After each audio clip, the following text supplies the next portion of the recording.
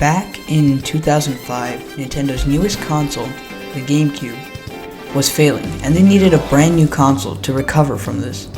And you probably know what Nintendo did. They released one of the most legendary consoles ever, the Wii.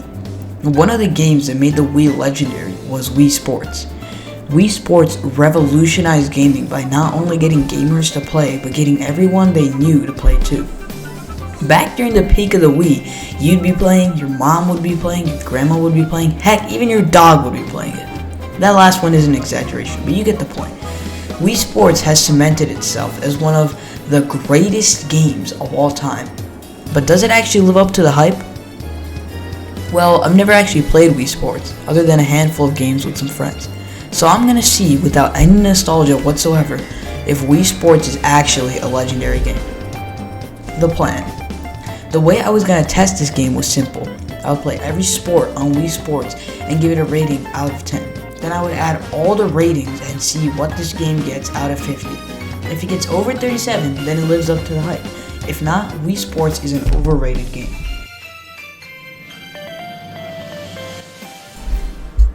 Next game on the list was tennis. Now tennis is probably my favorite game in Wii Sports.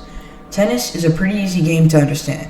You see which side the ball is coming at you from, and you swing that way. And the only real hard part is not getting the ball out, especially when there's some awkward shots.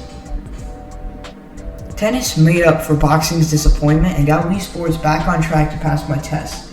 And from here, things didn't really go up, but they also didn't go down. Yeah, so this game didn't get that good of a score. But the good thing was that it gave way for the better games to look more fun. And that's exactly what happened. Golf was fun, but also not fun. Golf is one of those games that looks really easy, but it's really not, both in real life and in Wii Sports. Although the controls and things worked, it was still borderline impossible to make any holes. So golf was a setback, but maybe Wii Sports still had a chance? Bowling was honestly really forgetful. It was like a bouncy castle. You have fun when you're using it, but then after you just forget about it. Bowling was still pretty fun, but at the end of the day, it's just swinging your hand and aiming. So yeah, I'll let the footage speak for itself. Boxing. Things were not off to a good start.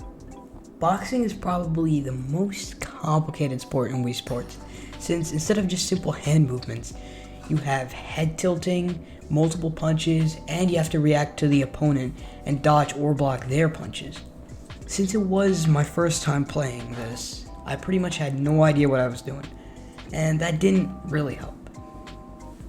Yeah, so this game didn't get that good of a score.